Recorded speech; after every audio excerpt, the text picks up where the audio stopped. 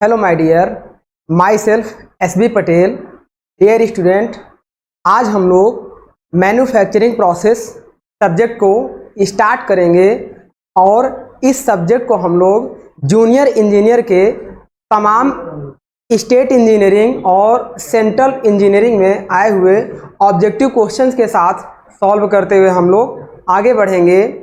और हम लोग इस सब्जेक्ट में ये सीखेंगे माय डियर कि मैन्युफैक्चरिंग प्रोसेस क्या होता है, इस मैन्युफैक्चरिंग प्रोसेस में क्या क्या पार्ट्स इन्वॉल्व हैं जो कि हमारे इंजीनियरिंग एग्ज़ाम से रिलेटेड, मीन्स जो हम इंजीनियरिंग एग्ज़ाम के सिलेबस की बात करते हैं उस सिलेबस के अकॉर्डिंग हमारे पास क्या क्या टॉपिक हैं। हम उन्हीं टॉपिक से रिलेटेड अपनी स्टडी को कन्वेंशनल तरीके से पढ़ेंगे और साथ में उससे रिलेटेड प्रीवियस ईयर में आए हुए क्वेश्चन को सॉल्व करेंगे और साथ में और हम लोग कुछ ऑब्जेक्टिव क्वेश्चंस को भी सॉल्व करेंगे जो हमारी स्टैंडर्ड बुक में होते हैं। तो चलिए माय डियर, आज हम लोग अपने सब्जेक्ट को स्टार्ट करते हैं मैन्युफैक्चरिंग प्रोसेस। और यहाँ ये समझते हैं कि मैन्युफैक्चरिंग प्रोसेस क्या होता है, इसकी इम्पोर्टेंस क्या है। तो चलिए स्टार्ट करते हैं मैन्युफैक्चरिंग प्रोसेस। देखिए सब्जेक्ट जो हम लोग स्टार्ट कर रहे हैं मैन्युफैक्चरिंग प्रोसेस। इस सब्जेक्ट का मतलब क्या होता है? इस सब्जेक्ट का मतलब ये होता है कि जब ये सब्जेक्ट अपने आप में ही मैन्युफैक्चरिंग प्रोसेस से बना है, इसका मतलब यह सब्जेक्ट कहीं ना कहीं उत्पादन से रिलेटेड डिफरेंट टाइप्स के यूज किए गए प्रोसेसेस की स्टडी करवाता है। इसका मतलब कहीं ना कहीं मैन्युफैक्चरिंग मतलब उत्पादन का मतलब हो गया कि यदि हम किसी भी प्रोडक्ट को बनाएंगे तो वो हमारा कहलाता है उत्पाद, यानी कि प्रोडक्ट कहलाता है, उसे हम लोग बोलते हैं प्रोडक्ट। और इस प्रोडक्ट को बनाने के लिए माय डियर, इस प्रोडक्ट को बनाने के लिए जितने भी बीच में प्रोसेस को यूज किया गया था उसी प्रोसेस को हम लोग बोलते हैं मैन्युफैक्चरिंग प्रोसेस। तो आई थिंक आपको एक स्मॉल ब्रीफ इंट्रोडक्शन हो गया होगा कि हम जिस सब्जेक्ट को पढ़ने चल रहे हैं उसमें क्या चीज़ होती है या क्या चीज़ होगा। तो अब समझ गए होंगे। अब देखिए आगे बढ़ते हैं। सबसे पहले यह शब्द देखिए, जो मैन्युफैक्चरिंग हमारा है यह दो शब्दों से मिलकर बना होता है, मैन्यू प्लस फैक्टर्स। मैन्यू मतलब होता है उत्पादन से रिलेटेड, फैक्टर्स मतलब होता है हस्तचालित प्रोडक्ट या हस्तचालित प्रक्रम। लेकिन यह बहुत ही कन्वेंशनल मेथड था, बहुत ही पुराना और परंपरागत मेथड था। तो उसके कुछ दिन बाद हमारे पास डिफरेंट टाइप्स ऑफ टेक्नोलॉजीज आई और हम उन टेक्नोलॉजी का यूज करके अपने मैन्युफैक्चरिंग प्रोसेस को बहुत लार्ज स्केल पर लेके गए। तो वहाँ से जो हमारा मैन्युफैक्चरिंग प्रोसेस था उसकी डिफिनेशन बदल गई। तो आइए हम लोग उसकी डिफिनेशन के साथ अपने टॉपिक को आगे बढ़ाते हैं। पहले ये समझते हैं कि इसमें हम लोग क्या क्या कंटेंट पढ़ेंगे। तो देखिए पहला कंटेंट हम लोग पढ़ेंगे इसमें मैकेनिकल प्रॉपर्टीज ऑफ मटेरियल। इसका मतलब माय डियर कि अगर हमें किसी प्रोडक्ट को बनाना है तो किसी न किसी मटेरियल को लेकर हम लोग प्रोडक्ट को बनाएंगे। अब उस मटेरियल की क्या प्रॉपर्टीज हैं, उसके बाद उस मटेरियल से जो हमने प्रोडक्ट बनाया उस प्रोडक्ट के अंदर क्या मटेरियल की सेम प्रॉपर्टीज कन्वर्ट होके आ गई या आफ्टर मैन्युफैक्चरिंग उसकी कुछ प्रॉपर्टीज में कमी या वृद्धि मतलब डिक्रीज या इंक्रीज हुई है। तो जब तक हम उस मटेरियल की प्रॉपर्टीज के बारे में नहीं जानेंगे तब तक उस मटेरियल के बिहेवियर के बारे में हमें कुछ भी पता नहीं होगा। तो the most important valuable point is mechanical properties of material in our manufacturing process syllabus. जब हम इस सिलेबस को कवर कर लेंगे इस टॉपिक को, फिर हम लोग स्टार्ट करेंगे engineering material and its application. देखिए फिर उसके बाद हम लोग पढ़ेंगे हमारे पास कौन कौन सी इंजीनियरिंग मटेरियल है, एलॉय क्या होते हैं, ferrous alloy, non ferrous metal, इस टाइप के different types of engineering material की हम लोग स्टडी करेंगे। अब हमारे पास मटेरियल की स्टडी हो गई, उसकी प्रॉपर्टीज की स्टडी हो गई, फिर हम स्टार्ट करेंगे अपने जितने भी मैन्युफैक्चरिंग प्रोसेस है, जैसे हमारा मेटल कास्टिंग हो गया, वेल्डिंग हो गया, मेटल फॉर्मिंग हो गया, पाउडर मेटलर्जी हो गया, या एटसेट्रा जितने भी different types of manufacturing process होंगे उसकी हम लोग स्टडी करेंगे। तो ये था हमारा इसका कंटेंट। अब आगे बढ़ते हैं। अब देखिए हमने कहा पहला टॉपिक हम लोग पढ़ेंगे mechanical properties of material. Mechanical properties of material, तो उसको पढ़ने से पहले एक इम्पॉर्टेंट इंट्रोडक्शन हमने रखा था मैन्युफैक्चरिंग प्रोसेस की, कि कुछ लोगों को मैन्युफैक्चरिंग प्रोसेस की डिफिनेशन नहीं आती है, कुछ लोगों को मैन्युफैक्चरिंग प्रोसेस के टाइप नहीं आते हैं, कुछ ये कंफ्यूज होते हैं कि सर प्रोडक्ट क्या होता है, प्रोडक्शन क्या होता है, प्रोडक्टिविटी क्या होती है, इनके बीच में डिफरेंस नहीं पता होते हैं, टाइप्स ऑफ प्रोडक्शन क्या होता है, टाइप्स ऑफ मैन्युफैक्चरिंग प्रोसेस क्या होता है।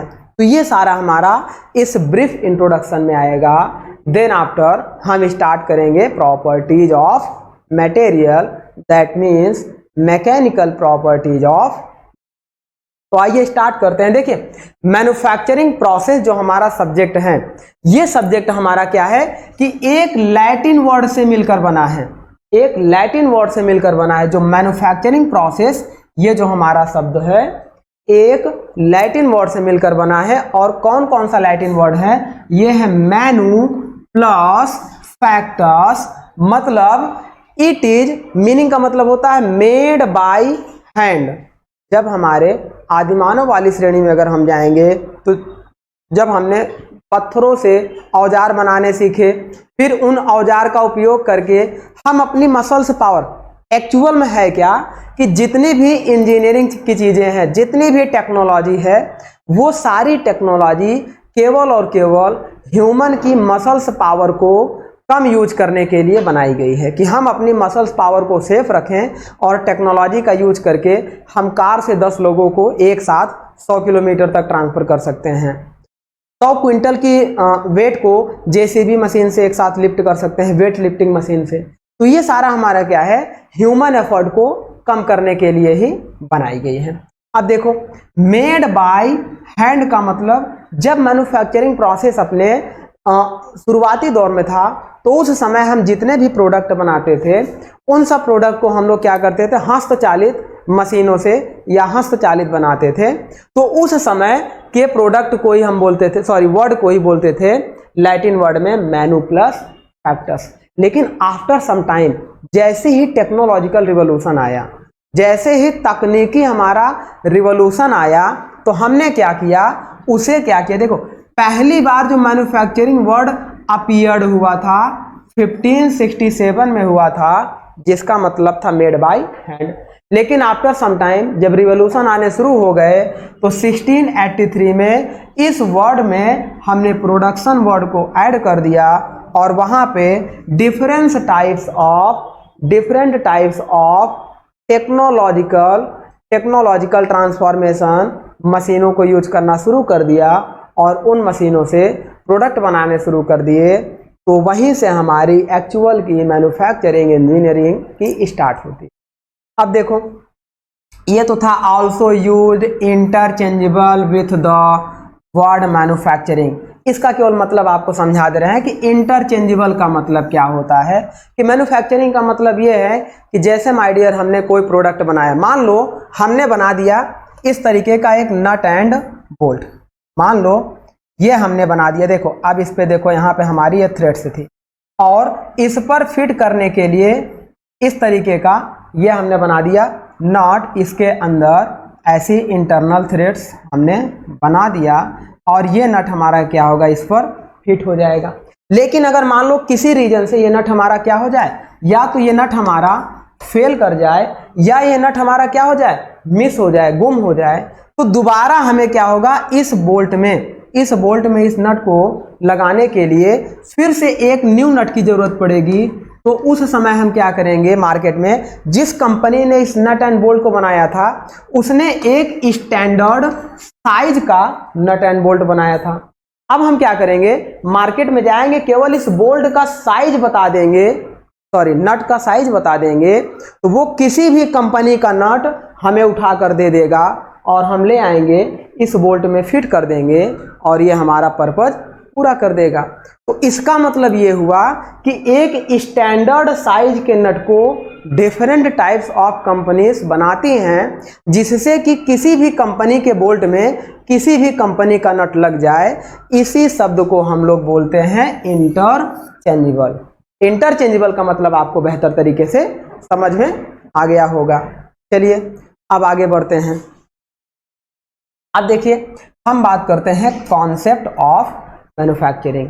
मैन्युफैक्चरिंग का एक्चुअल कॉन्सेप्ट क्या है, तो देखो पहले कुछ इसके टर्म्स यहाँ समझा देते हैं। जैसे यहाँ पे है, in general manufacturing the economic terms for making goods and services.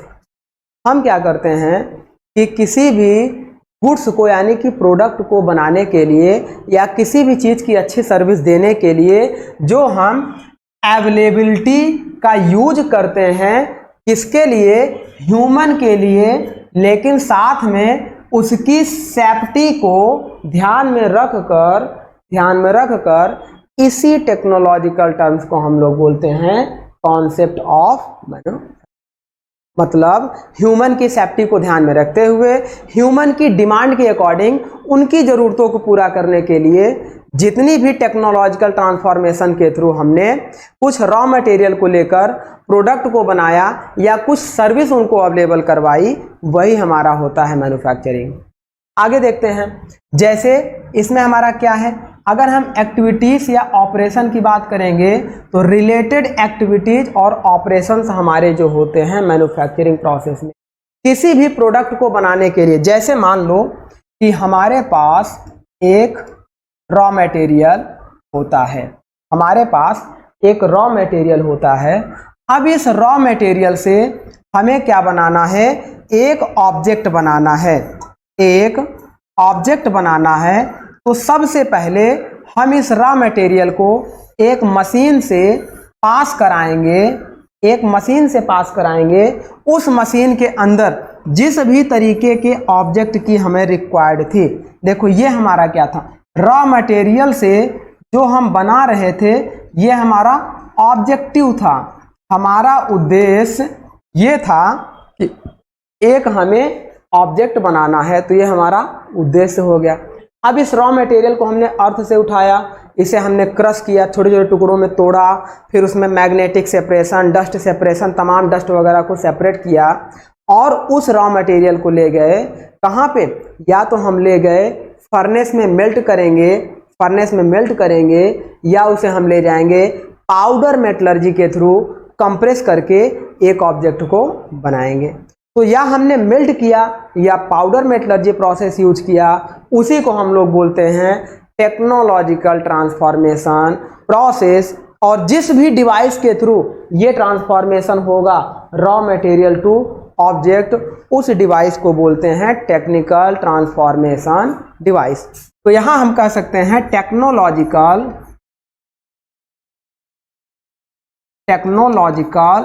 Transformation device.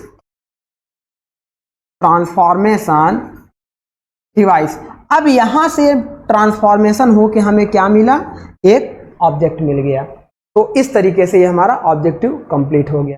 अच्छा, आपने सोचा कि इस रॉ मटेरियल से ऑब्जेक्ट बनाने में मान लो हमें 100 पीस ऑब्जेक्ट बनाने थे, अगर बीच में कहीं कुछ एरर हुआ, चाहे वो ह्यूमन एरर हो या मशीन का एरर हो, तो उस एरर की वजह से ये जो ऑब्जेक्ट हमारा है वो एरर के साथ बनने लगेगा, तो जिससे हमारा प्रोडक्ट मार्केट में नहीं बिकेगा, उसकी डिमांड नहीं होगी, वो रिजेक्ट लिस्ट में चला जाएगा। तो हमारा पूरा का पूरा प्रोडक्शन सिस्टम बेकार हो जाएगा, हम पूरे लॉस में चले जाएंगे। जबकि हमारा एम है कि हम अपने प्रोडक्ट को ऐसा बनाएं कि मार्केट में इसकी अच्छी डिमांड हो, अच्छी खासी प्राइस मिले, तो जिससे हमें ठीक ठाक प्रॉफिट मिल जाए। तो अब यहाँ पे इस ऑब्जेक्ट में अगर मान लो कोई ट्रांसफॉर्मेशन में प्रॉब्लम थी, तो उस समय क्या होगा, ये ऑब्जेक्ट हमारा एरर के साथ बनने लगेगा। अब अगर हमने एरर नहीं पकड़ा तो हमारे 100 के 100 पीस क्या होंगे, एरर के साथ बनेंगे, पूरा बेकार हो गया। उस एरर को रोकने के लिए हमने क्या किया, ऑब्जेक्ट को बनने से जस्ट पहले बीच में ही इस तरीके से एक हमने डिवाइस कनेक्ट कर दी। इस डिवाइस का नाम हमारा हो गया फीडबैक सेंसर। यहां पे हमने लगा दिया फीडबैक सिस्टम। अब ये जो फीडबैक सिस्टम हमने लगाया माय डियर, इसका मतलब ये हुआ कि जब यहाँ से रॉ मटेरियल मैन्युफैक्चरिंग प्रोसेस के थ्रू गुजरा, तो आगे जब ऑब्जेक्ट बनेगा, अगर इस ऑब्जेक्ट में हमने इसके अंदर सेंसर के अंदर जो भी हमें डिजाइन चाहिए थी, उस डिजाइन को हमने इसमें सेव कर दिया। अब उस डिजाइन के अकॉर्डिंग अगर ये ऑब्जेक्ट बाहर आएगा, तो ये सेंसर लगातार इसको बताता रहेगा कि हमारा प्रोडक्ट सही प्रोड्यूस हो रहा है, तो इसे कंटिन्यू हम होने देंगे। अगर यहाँ कहीं जरा सा भी एरर आएगा, तो ये तुरंत यहाँ फीडबैक सिस्टम दे देगा कि हमारा प्रोडक्ट एरर के साथ बन रहा है। फिर हम इसे रोक देंगे और इसके अंदर जो भी एरर होगा उसे दूर करेंगे और एररलेस प्रोडक्ट को प्रोड्यूस करेंगे। तो आई थिंक यहाँ से आपको एक सिंपल सा ये समझ में आ गया होगा। इसी पूरे सिस्टम को बोलते हैं मैन्युफैक्चरिंग। अब देखो, इसे बनाने के लिए जो हमने एक यहाँ पे लाइन लिखा, यहाँ पे देखो जो एक्टिविटीज एंड ऑपरेशंस जो हम लोग करते हैं इसके अंदर, उसके लिए देखो सबसे पहले हमारे पास हम क्या करते हैं, किसी भी प्रोडक्ट की डिजाइन और डेवलपमेंट करते हैं। अगर कोई चीज़ हमें बनानी हो, मान लो ये पेन हमें बनानी थी, तो पहले इस पेन का कॉन्सेप्ट हमने दिमाग में सोचा कि अगर एक पेन ऐसी बनाए जिससे हम आसानी से लिख सकें, तो कॉन्सेप्ट तो पेन का आ गया।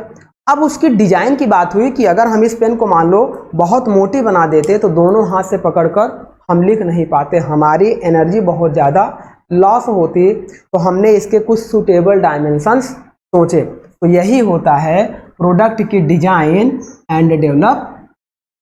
सेकेंड, इसके बाद क्या होगा, अब किस मटेरियल का बनाए। मान लो ये पेन थी, अगर हमने प्लास्टिक की बनाई तो ये हमारे लिए कन्वीनियंट है और हमारे लिए वजन भी नहीं है, हमारा हाथ ज़्यादा देर तक थकेगा नहीं।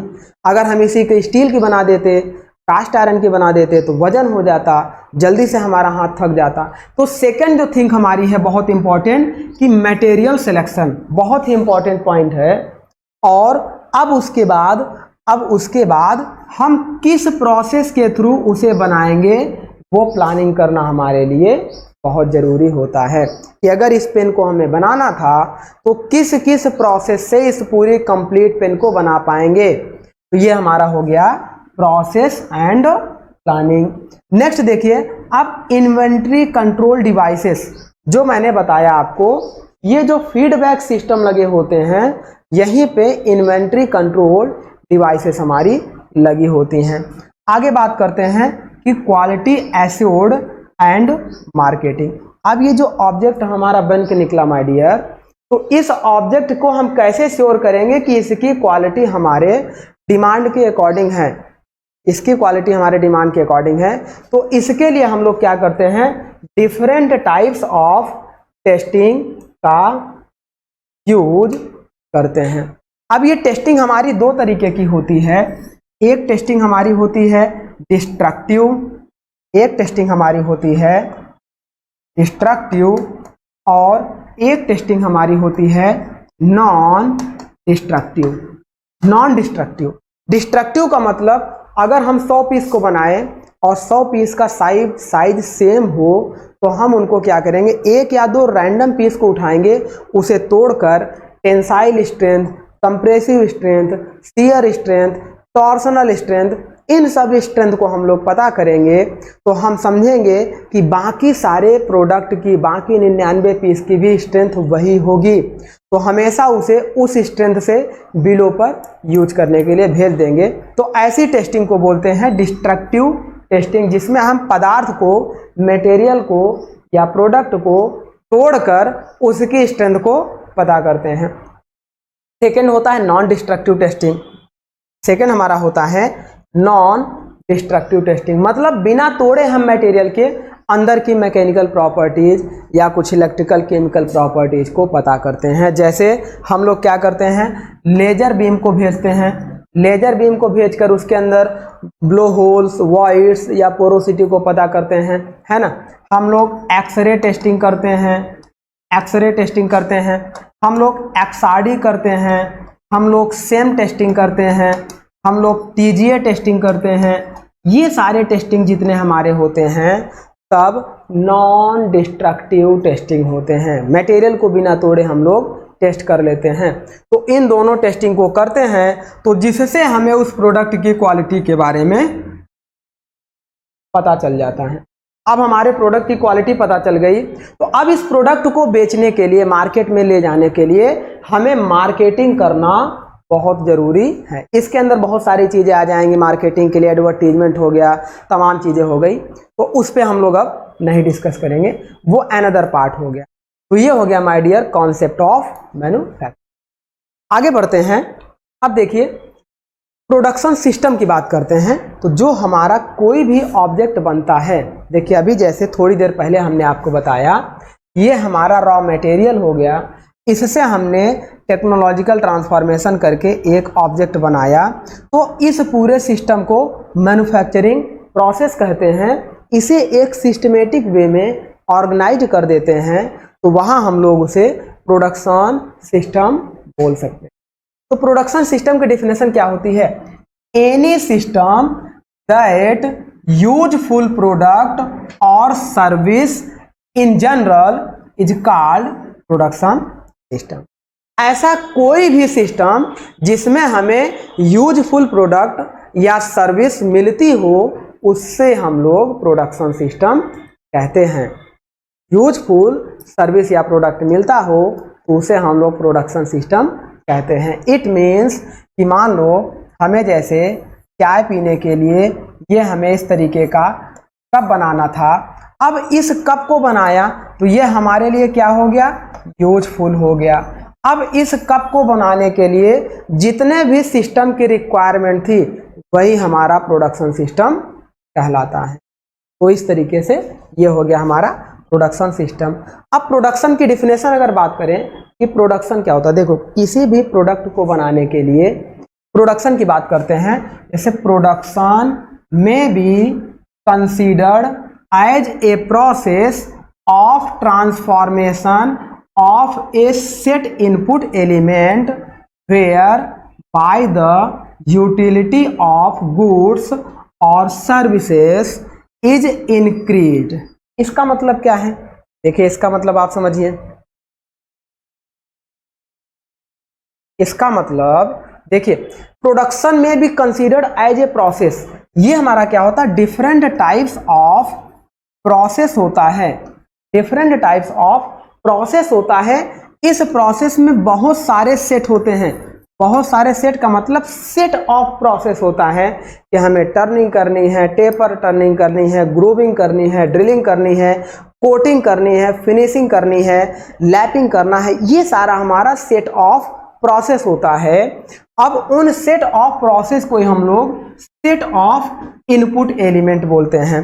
तो हम क्या करते हैं? Different types of set of input को यूज करके गुड्स एंड सर्विसेज को प्रोड्यूस करते हैं जो हमारे लिए यूजफुल होती हैं। जैसे एग्जाम्पल की बात करेंगे तो input could be parts and the assembled product service as the output. मतलब मान लो कि एक हमें लेथ मशीन बनानी हो, आप मान लीजिए कि एक हमें लेथ मशीन बनानी है, तो लेथ मशीन के सारे पार्ट्स को हमने एक साथ मंगा लिया और उसे हम असेंबल करेंगे। तो पार्ट्स को बनाने के लिए अलग प्रोसेस यूज किया, उसे असेंबल करने के लिए अलग प्रोसेस यूज किया। इन सारे सेट ऑफ प्रोसेसेस से हमारे पास एक लेथ मशीन बनी और वो लेथ मशीन हमारे लिए यूजफुल होगी। तो इस तरीके से इस पूरे सिस्टम को हम लोगों ने जो परफॉर्म किया वो प्रोडक्शन के सिस्टम के थ्रू परफॉर्म। चलिए आगे बढ़ते हैं।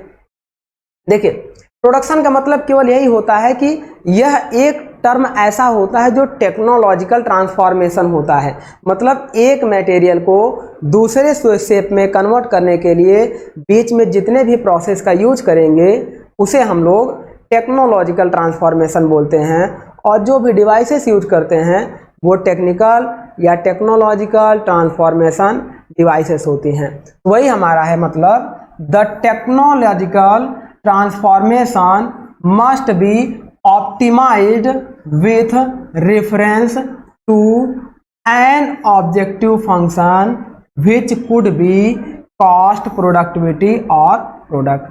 अच्छा, यहाँ से एक नया टर्म आपके पास आ गया, प्रोडक्टिविटी और प्रोडक्ट। आपसे कभी हो सकता है पूछा जा सकता है कि प्रोडक्टिविटी और प्रोडक्ट या प्रोडक्टिविटी और प्रोडक्शन के बीच में डिफरेंस क्या होता है। तो समझिएगा यहाँ पे कि जैसे सपोज करो कि हमारे पास ये कोई ऑब्जेक्ट था, इसका मास था m1, यहाँ से हमने टेक्नोलॉजिकल ट्रांसफॉर्मेशन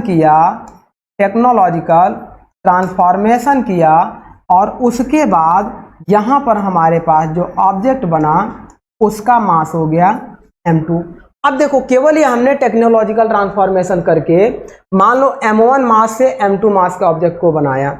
यदि हमारे पास m1 बराबर m2 हो तो उस समय हमारे पास बीच में कोई भी लॉस नहीं हुआ। जितना इनपुट हमने मास दिया उतना ही आउटपुट मास हमें मिला, बस उसका शेप और साइज हमने कन्वर्ट कर दिया। लाइक दैट जब हम एक रॉड की बात करें, अब इस रॉड को अगर हमें बेंड करना हो तो इस तरीके से हम लोग इस पे बेंडिंग रोल्स का यूज करके इस शेप से इस शेप में कन्वर्ट कर देंगे, तो इस समय इस मटेरियल में कोई भी लॉस नहीं होगा। तो इसमें क्या होगा, input mass is equal to output mass के होगा। तो ये तो हमारा हो गया प्रोडक्ट, यहाँ से हमने लिया रॉ मटेरियल और यहाँ बना प्रोडक्ट। अब देखो प्रोडक्टिविटी के बाद क्या होती है। प्रोडक्टिविटी का मतलब ये होता है कि सपोज करिए कि एक लेबर आपके पास 10 आवर्स पर डे वर्क कर रहा है, दूसरा लेबर भी आपका 10 आवर्स पर डे वर्क कर रहा है, और सेम प्रोडक्ट बनाने के लिए दोनों लेबर एक ही मशीन पर वर्क कर रहे हैं। एक ही मशीन का मतलब मशीन एक ही टाइप की है, अलग अलग मशीनों पे वर्क कर रहे हैं। मान लो लेथ मशीन इसके पास भी थी और लेथ मशीन उसके पास भी थी। एक लेबर ने एक दिन में 20 प्रोडक्ट पर डे बना रहा है और एक लेबर पर डे 30 प्रोडक्ट बना रहा है। तो जो 20 प्रोडक्ट बनाएगा इस लेबर का प्रोडक्शन हो गया, और जो 30 लेबर बनाएगा वो इस लेबर का प्रोडक्शन हो गया। लेकिन दोनों के बीच जो प्रोडक्शन का डिफरेंस आया वही माय डियर प्रोडक्टिविटी कहलाया, वही हमारा प्रोडक्टिविटी कहलाया। तो हमारा क्या होगा, increase the manufacturing process by use this setup of manufacturing और technological devices is called productivity. Productivity का मतलब क्या हो गया कि हम दिए गए सर्टेन टाइम में नंबर ऑफ प्रोडक्ट्स को मैक्सिमम बना सकें, उसी को हम बोलते हैं प्रोडक्टिविटी। चलिए यहाँ से आपको प्रोडक्टिविटी भी कंफर्म हो गई। आगे बात करते हैं। देखो एक डायग्राम बनाया हुआ है हमने। यहाँ पे हमें क्या था कि कोई हमने इनपुट लिया था, इनपुट में हमने क्या लिया था, रॉ मटेरियल हमने लिया था, कोई भी रॉ मटेरियल हमने लिया। अब इस इनपुट से हमने क्या किया, टेक्निकल या टेक्नोलॉजिकल ट्रांसफॉर्मेशन सिस्टम यूज करके एक आउटपुट प्रोडक्ट हमने बना लिया। अब ये थोड़ी देर पहले हम आपको समझा भी चुके हैं कि अगर आउटपुट प्रोडक्ट बनाने में कुछ भी कमियां हैं तो इसे बताने के लिए हम यहाँ पे क्या करते हैं, फीडबैक सिस्टम लगाए होते हैं जो मशीन से जस्ट पहले होता है। इसका मतलब अगर यहाँ आउटपुट में कुछ भी प्रोसेसेस में लॉस या कमी मिलेगी या कुछ भी डिफेक्ट मिलेगा तो उस डिफेक्ट को ये तुरंत हमारा यहाँ पे ट्रांसफ़र कर देगा, जिससे हम इनपुट सप्लाई को ब्रेक कर देंगे और फिर उस कमी को हम लोग दूर करेंगे। देन आफ्टर इनपुट सप्लाई को जारी रखेंगे, जिससे हमारा जो आउटपुट बने वो हमारा एक गुड क्वालिटी का प्रोडक्ट बनेगा। अब देखो हमें क्या था, इनपुट से आउटपुट बनाना था, तो आउटपुट हमारे लिए एक ऑब्जेक्टिव था। ऑब्जेक्टिव का मतलब क्या होता है? उद्देश्य होता है कि हमें एक आउटपुट बनाना था, यही हमारा होता है ऑब्जेक्टिव। चलिए आगे बढ़ते हैं। इनपुट में क्या क्या लगा सकते हैं भाई? इनपुट में सीधी सी बात है, जैसे हमने कोई कैपिटल मतलब किसी भी इंडस्ट्रीज को बनाने के लिए जितनी भी हमारी प्राइमरी इन्वेस्टमेंट कॉस्ट होती है, उसे हम लोग कैपिटल कॉस्ट बोलते हैं। जब वो इंडस्ट्रीज हमारी बन जाती है तो लगातार उसे रन करने के लिए जितनी भी रेगुलर कॉस्ट की ज़रूरत पड़ती है, उसे हम लोग रनिंग कॉस्ट बोलते हैं। तो ये हमारा हो गया कैपिटल की ज़रूरत पड़ेगी, मतलब जिसे हम बोलते हैं पूंजी। पूंजी मतलब पैसा हो गया, अचल संपत्ति ज़मीन हो गई। पैसे के साथ हमें उसे किसी भी लैंड पर कंपनी को सेट करना है, तो वो हमारी हो गई। फिर उसे रन करने के लिए मैन यानी कि मैन पावर की ज़रूरत पड़ेगी, मटेरियल की ज़रूरत पड़ेगी, मशीन्स की ज़रूरत पड़ेगी, टेक्नोलॉजी की ज़रूरत पड़ेगी, एनर्जी एंड इंफॉर्मेशन की ज़रूरत। ये हमारा हो गया इनपुट। इस इनपुट से हम अपना एक रिक्वायर्ड आउटपुट अचीव। अब देखिए, manufacturing is the heart of system, मतलब सीधी सी बात है, दुनिया में ऐसा कोई भी चीज़ नहीं है जो विदाउट मैन्युफैक्चरिंग प्रोसेस के बनाया गया हो। इसीलिए अगर हम इंजीनियरिंग में बात करें तो जैसे हमारे बॉडी में दो चीज़ें सबसे ज़्यादा इंपॉर्टेंट होती है, एक हमारी बॉडी का बैकबोन और एक हमारी बॉडी का हार्ट। तो हम क्या करते हैं कि मैन्युफैक्चरिंग को हार्ट ऑफ द सिस्टम कहते हैं, heart of the system, because without manufacturing nobody can be complete, मतलब कोई भी कंप्लीट पर प्रोडक्ट हम नहीं बना पाएंगे। मतलब कह सकते हैं where material is converted one form to another form by use of different processes, और वैल्यू एडेड का मतलब होता है उसकी क्वालिटी से। तो ये हो गया हमारा कोई भी मैन्युफैक्चरिंग प्रोसेस का एक सिंपल सा डेफिनेशन। अब देखो फॉलोइंग स्टेज ऑफ मैन्युफैक्चरिंग। अगर हम बात करें कि मैन्युफैक्चरिंग किसने स्टेज में परफॉर्म की जाती है, उसके स्टेजेस क्या होते हैं, तो अभी हम आपको बताएंगे कि डिफरेंट टाइप्स ऑफ स्टेज होते हैं। एक हमारा अकॉर्डिंग टू परफॉर्मेंस, और दूसरा अगर हम बात करें, जैसे देखो मैनुअल मैन्युफैक्चरिंग, मशीनाइजेशन, हार्ड ऑटोमेशन या सॉफ्ट ऑटोमेशन। मैनुअल मैन्युफैक्चरिंग का मतलब इसमें क्या होता है कि जैसे देखो एक ऑटोमेटिक मशीनें होती हैं, एक सेमी ऑटोमेटिक मशीनें होती हैं, और एक हमारी क्या होती है मैनुअल मशीनें होती हैं जिसे हम लोग हाथ से ऑपरेट करते हैं। जैसे पुराने समय में जो हैंड ड्रिलिंग मशीनें आती थी वो हमारी मैनुअल मशीन हो गई, उससे जो हम लोग प्रोसेस को कंप्लीट करेंगे वही हमारा मैनुअल मैन्युफैक्चरिंग प्रोसेस है। फिर हम लोगों ने मशीनाइजेशन किया, मतलब डिफरेंट टाइप्स ऑफ मशीन का यूज किया मैन्युफैक्चरिंग प्रोसेस को बनाने के लिए। देन उसके बाद हमने क्या किया, एनसी मशीनें हमारे पास आई। एनसी का मतलब न्यूमेरिक कंट्रोल्ड मशीनें आई। फिर उसका और मॉडिफाइड वर्जन आया हमारे पास, सीएनसी मशीन आई, means computer numeric controlled machine आई। तो ये सारी देखो हार्ड ऑटोमेशन के बाद सॉफ्ट ऑटोमेशन में इन सबको हम लोगों ने कंसीडर किया। जैसे सॉफ्ट ऑटोमेशन में क्या हो गया, इंडस्ट्रियल रोबोट्स आ गए। अब रोबोट्स के आने के बाद पूरी ह्यूमन पावर को ही हमने हटा दिया, सारा का सारा रोबोटिक सिस्टम में हमने सेंसर फीडबैक डाल दिया, और वही रोबोट हमारा इनपुट से लेके आउटपुट तक परफॉर्मेंस करेगा और वो हमें एक प्रोडक्ट को बनाकर दे देगा। उसी रोबोटिक सिस्टम में हम लोगों ने NC, CNC, DNC, FMC. NC मतलब न्यूमेरिक कंट्रोल, सीएनसी मैंने बता दिया, एफएमसी का मतलब फ्लेक्सिबल मैन्युफैक्चरिंग सेल। तो ये सारे हमारे होते हैं मैन्युफैक्चरिंग के स्टेज। अब क्लासिफिकेशन ऑफ मैन्युफैक्चरिंग प्रोसेस की बात करते हैं। ये सब मैन्युफैक्चरिंग का पहला इंट्रोडक्शन चैप्टर चल रहा है ना, तो थोड़ा सा समझते चलिएगा। क्लासिफिकेशन ऑफ मैन्युफैक्चरिंग प्रोसेस मतलब मैन्युफैक्चरिंग प्रोसेस के टाइप या प्रकार की बात करेंगे। तो सबसे पहले देखिएगा, अगर हम बात करेंगे प्रोसेस ऑफ मैन्युफैक्चरिंग की, तो इसमें देखिएगा पहला जो हमारा मैन्युफैक्चरिंग प्रोसेस होता है, फर्स्ट हमारा होता है प्रोसेस टाइप मैन्युफैक्चरिंग सिस्टम। देखो process type manufacturing system, fabrication type manufacturing system, ये सब इसके टाइप हैं। प्रोसेस टाइप मैन्युफैक्चरिंग सिस्टम का मतलब क्या हो गया कि अगर हमें किसी प्रोडक्ट को बनाना है, किसी यूजफुल प्रोडक्ट को बनाना है, तो उस प्रोडक्ट को बनाने के लिए डिफरेंट टाइप्स ऑफ प्रोसेस से हम उसे बना रहे हैं, तो उसे हम लोग बोलते हैं process type manufacturing. It means it involve continuous flow of material through a series of process. यहाँ देखिए, through a series of process, एक प्रोसेस के बाद दूसरा फॉलो करना मस्ट है। जैसे ये हो गया प्रोसेस 1, इसके बाद प्रोसेस 2 फॉलो करना मस्ट है, ये हो गया प्रोसेस 3। आप 1 से 3 नहीं जा सकते हैं, आपको प्रोसेस 1 से 2 जाना है, 2 से 3 जाना है, 3 से 4 जाना है, देन आपको फाइनल प्रोडक्ट मिलेगा।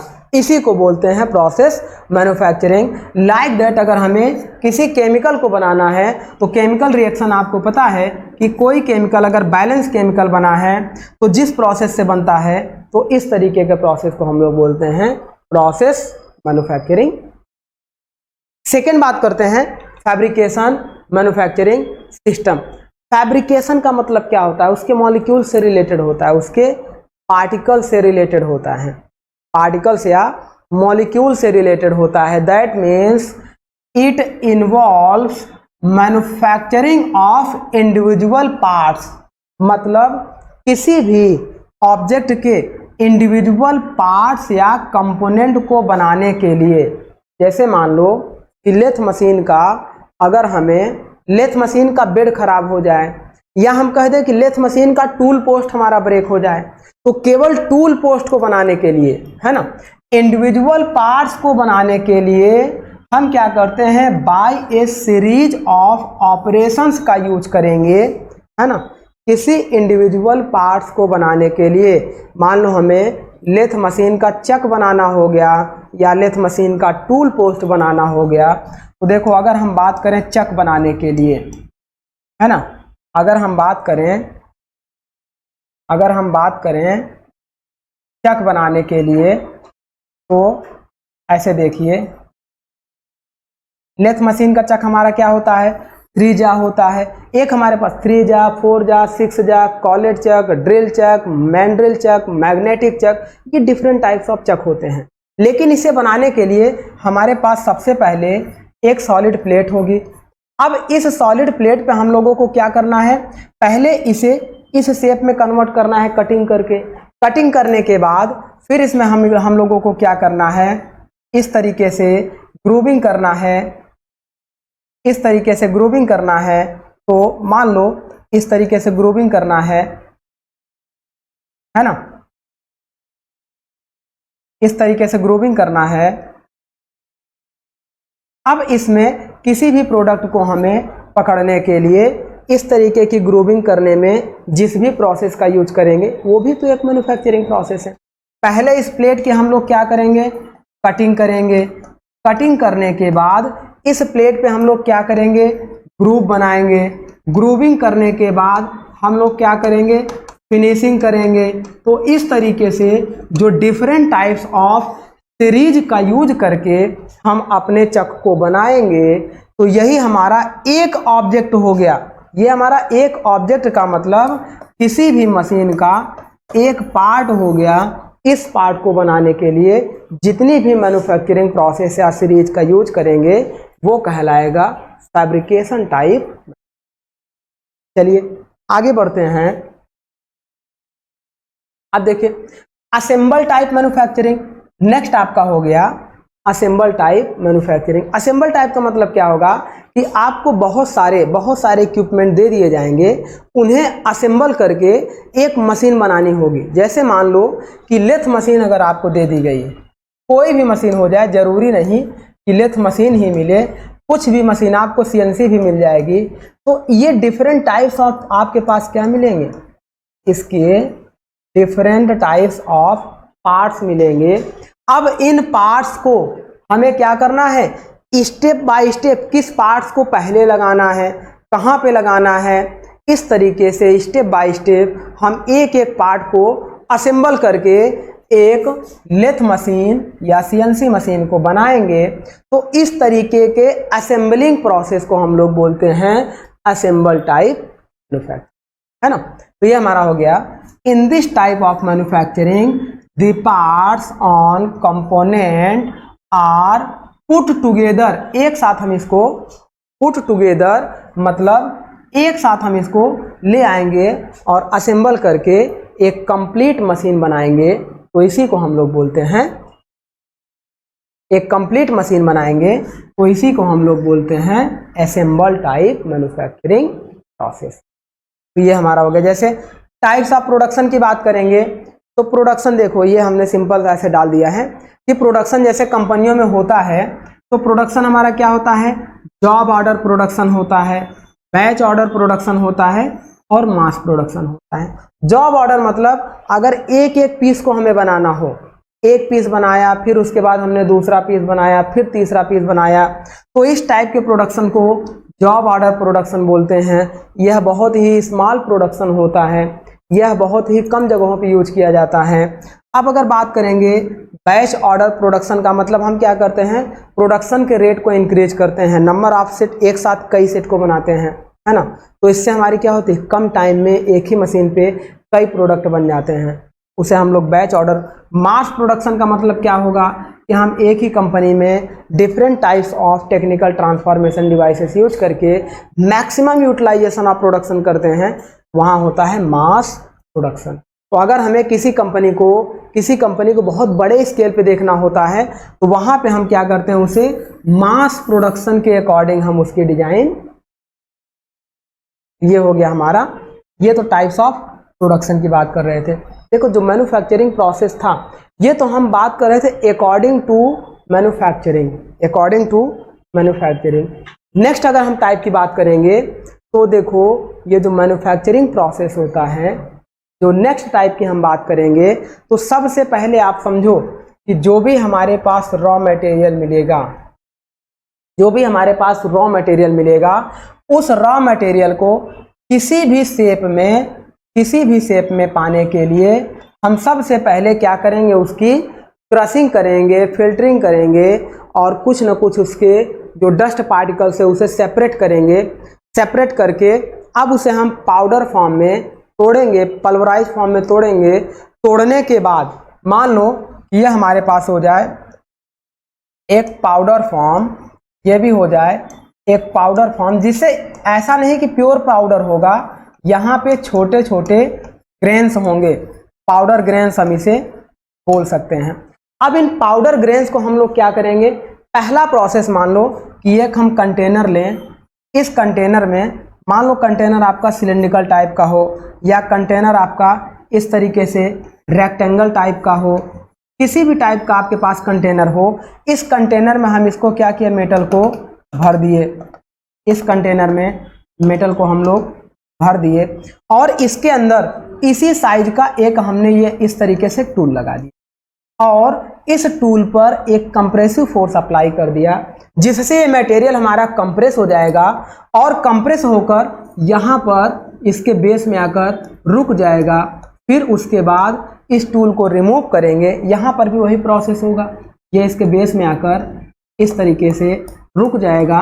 रिमूव करने के बाद, टूल को रिमूव करने के बाद इसके अंदर कुछ इस तरीके से एक प्लेट हमारी मिलेगी और इसके अंदर कुछ इस तरीके की हमारे पास प्लेट मिलेगी। आप देखो ये हमारे पास प्लेट मिलेगी, तो इस तरीके से ये हमारा क्या हो जाएगा, एक ऑब्जेक्ट ये तैयार होगा, एक ऑब्जेक्ट ये तैयार होगा। इन दोनों ऑब्जेक्ट को तैयार करने में जिस भी प्रोसेस का हमने यूज किया, इसी प्रोसेस को बोलते हैं पाउडर मेटलर्जी। इसी प्रोसेस को बोलते हैं पाउडर मेटलर्जी प्रोसेस। इसे हिंदी में धातु विज्ञान नाम से जानते हैं। सेकंड देखो, अब हम क्या करेंगे, इसे एक कंटेनर में ले जाएंगे, फर्नेस से गुजारेंगे, इसे हम लोग एक कंटेनर में ले जाएंगे और मान लो ये हम लोग इस तरीके से एक कंटेनर हो गया हमारा। अब हम क्या करेंगे, एक फर्नेस से गुजारेंगे, देन ये मेटल हमारा मेल्ट हो जाएगा।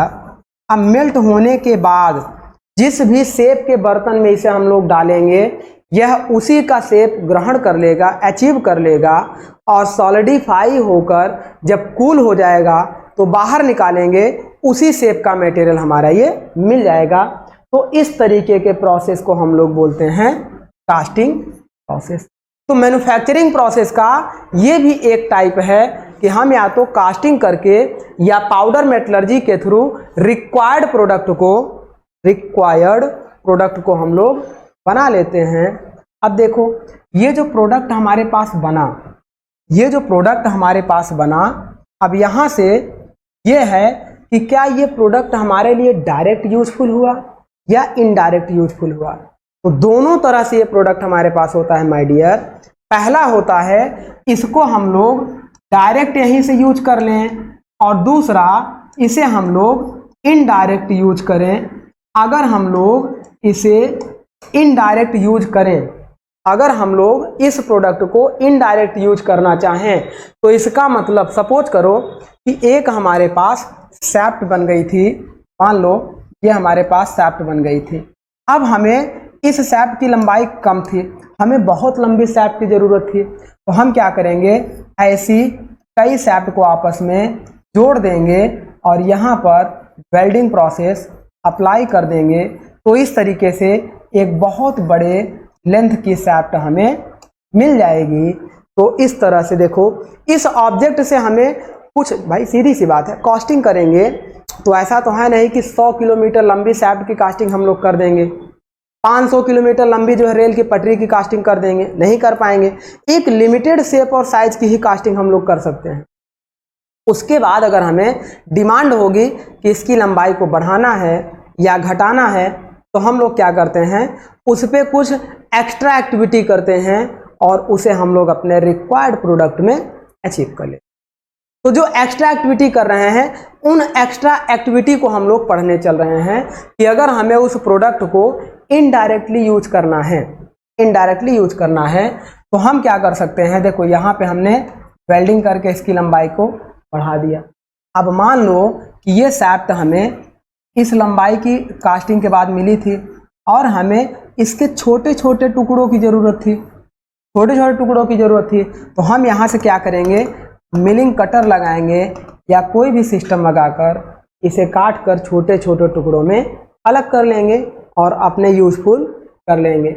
नेक्स्ट हम लोग क्या कर सकते हैं कि ये शाफ्ट थी, इसका डायमीटर बहुत ज़्यादा हो गया था तो हमें कम डायमीटर करना था, तो इस तरीके से हम कुछ टूल लगाएंगे और इसके डायमीटर को इस तरीके से हम लोग इस तरीके से कट करके कम डायमीटर, इस डायमीटर में हम इसे अचीव कर लेंगे, स्मॉल डायमीटर D2 में, जबकि इसका डायमीटर हमारा क्या था, D1 था।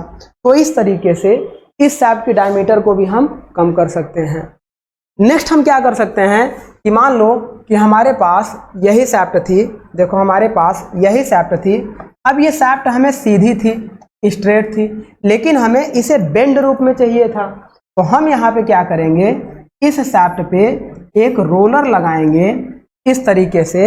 इस शाफ्ट पे हम एक, देखिए, एक रोलर लगाएंगे और इस रोलर से इसको हम लोग ऐसे बेंड कर देंगे और बेंड करने के बाद इस रिक्वायर्ड ऑब्जेक्ट को हम लोग, तो इन सब प्रोसेसेस को भी हम लोग मैन्युफैक्चरिंग प्रोसेस बोलते हैं। इसका जो हमारा कैटेगरी है वो समझिएगा। देखिए जब ये प्रोडक्ट बना तो डायरेक्टली यूज कर लिया तो उसके लिए हमें इन सब प्रोसेस की ज़रूरत नहीं पड़ेगी। अगर इनडायरेक्ट यूज करना है तो देखो सबसे पहले हम लोग क्या करते हैं, नेगेटिव मैन्युफैक्चरिंग प्रोसेस। देखिए सबसे पहले हमारे पास क्या है, positive manufacturing process, negative manufacturing process और जीरो मैन्युफैक्चरिंग प्रोसेस। तीन टाइप की मैन्युफैक्चरिंग प्रोसेस हम लोग यहाँ पर भी पढ़ते हैं। पॉजिटिव मैन्युफैक्चरिंग प्रोसेस का मतलब होता है माय डियर कि हमें दो या दो से अधिक मटेरियल को, ये जो डायरेक्ट मटेरियल मिला था इससे हमने दो या दो से अधिक मटेरियल को आपस में ज्वाइंट किया, ज्वाइंट करके एक बड़ी लेंथ की ऑब्जेक्ट को अचीव करना था। या हम ये कह सकते हैं कि हमें रिक्वायर्ड आउटपुट अचीव करने के लिए 2 या 2 से अधिक मेटल को ऐड करना पड़े, साथ में कुछ एक्स्ट्रा फिलर मटेरियल की रिक्वायर्ड पड़े। यहाँ देखो, जब इस शाफ्ट को हमें जोड़ना था तो इसमें हमें कुछ ना कुछ ये जो मटेरियल हम भर रहे हैं इसे बोलते हैं फिलर मटेरियल, इसे बोलते हैं फिलर मटेरियल। तो इस शाफ्ट की लंबाई को अचीव करने के लिए हमें फिलर मटेरियल की रिक्वायर्ड हुई, तो कहीं ना कहीं हमने एक्स्ट्रा मटेरियल इसमें ऐड किया जो हमारे लिए एक प्रकार से पॉजिटिव, इस टाइप के मैन्युफैक्चरिंग प्रोसेस को हम लोग बोलते हैं पॉजिटिव मैन्युफैक्चरिंग प्रोसेस। जैसे हम वेल्डिंग करेंगे तो वेल्डिंग में कुछ ऐसे भी प्रोसेस हैं कि बिना फिलर मटेरियल के भी हम वेल्ड कर देंगे। जैसे हमारा क्या हो गया, जो हम लोग जब रेजिस्टेंस वेल्डिंग हम लोग करते हैं तो वहाँ विदाउट फिलर मटेरियल यूज करेंगे, लेकिन हम उसकी नहीं, हम उस वेल्डिंग की बात कर रहे हैं जहाँ पर फिलर मटेरियल की रिक्वायर्ड होगी, वो हमारा पॉजिटिव मैन्युफैक्चरिंग प्रोसेस कहलाएगा। सेकेंड हमारा हो गया सोल्डरिंग, ब्रेजिंग, तो ये सारे हमारे होते हैं positive manufacturing process. Negative manufacturing process का मतलब क्या होता है? अभी मैंने आपको बताया कि देखो, इस शाफ्ट को हमें, इस लंबाई की शाफ्ट को छोटी छोटी लंबाई की शाफ्ट में बनाना था, तो जब हम इसको काट कर 2 अलग शाफ्ट में करेंगे तो कुछ न कुछ स्क्रैप मटेरियल हमारे लिए बेकार चला जाएगा। यहाँ देखो, इस कैपिटल D1 की शाफ्ट को कट करके स्मॉल D2 में अचीव करना था, तो ये जो इतना मटेरियल है, ये जो मटेरियल है ये हमारे लिए एक स्क्रैप की तरह काम करेगा। तो इस तरीके से ये मटेरियल बेकार चला जाएगा, फिर हमें फाइनल आउटपुट मिलेगा। तो इस टाइप के जितने भी मैन्युफैक्चरिंग प्रोसेस होंगे जिसमें हमें रिक्वायर्ड ऑब्जेक्ट अचीव करने के लिए जिस भी प्रोसेस का यूज करेंगे, उस प्रोसेस में कुछ स्क्रैप मटेरियल के रूप में हमारा बेकार हो जाएगा। ऐसे मैन्युफैक्चरिंग प्रोसेस को हम लोग my dear negative manufacturing process. Next बात करेंगे नेगेटिव के एग्जांपल क्या हैं? जैसे लेथ मशीन है, शेपिंग है, प्लेनिंग है, स्लॉटिंग है, ड्रिलिंग है, बोरिंग है, नर्लिंग है ना, टर्निंग है, टेपर टर्निंग है।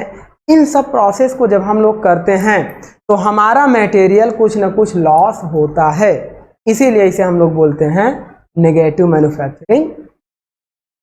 अब देखिए, थर्ड हमारा हो गया जीरो मैन्युफैक्चरिंग प्रोसेस। तो ऐसा मैन्युफैक्चरिंग प्रोसेस जिसमें हमें फाइनल ऑब्जेक्ट को प्राप्त करने के लिए इनिशियल ऑब्जेक्ट से फाइनल ऑब्जेक्ट हमने बनाया, बीच में कोई भी मटेरियल का लॉस नहीं हुआ। जैसे ही हमने बेंडिंग वाला देखा, इस शाफ्ट को हमने अचीव किया बेंड करके, तो इस शाफ्ट को बेंड करने में किसी भी मटेरियल का ना इसमें एडिशन हुआ ना इसमें से कोई लॉस हुआ। तो जब नो एडिशन और नो लॉस हो और इनिशियल ऑब्जेक्ट से फाइनल प्रोडक्ट हमें मिले, तो ऐसे मैन्युफैक्चरिंग प्रोसेस को माय डियर हम लोग बोलते हैं जीरो मैन्युफैक्चरिंग प्रोसेस। तो ये था हमारा डियर आज का लेक्चर इंट्रोडक्शन का मैन्युफैक्चरिंग प्रोसेस में, जिसमें हम लोगों ने मैन्युफैक्चरिंग प्रोसेस क्या होता है इन सब के बारे में सीखा और उन मैन्युफैक्चरिंग प्रोसेस के यूटिलाइजेशन क्या होते हैं उनके बारे में सीखा। तो अब हम क्या करेंगे माय डियर, नेक्स्ट लेक्चर में हम लोग इस positive manufacturing process, negative manufacturing process और जीरो, इन्हीं के अकॉर्डिंग हम लोग अपने सिलेबस को आगे बढ़ाएंगे। पहले हम लोग पॉजिटिव मैन्युफैक्चरिंग प्रोसेस शुरू करेंगे, कौन कौन से होते हैं, फिर नेगेटिव शुरू करेंगे और फिर जीरो प्रोसेस शुरू करेंगे। लेकिन इन सब प्रोसेस को शुरू करने से पहले हमें मटेरियल की प्रॉपर्टीज के बारे में एक अच्छा कॉन्सेप्ट होना चाहिए। विदाउट प्रॉपर्टीज के हम लोग किसी भी मटेरियल पे कोई भी स्टडी नहीं कर सकते हैं।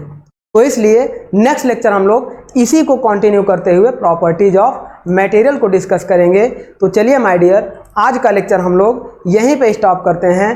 Thank you my dear.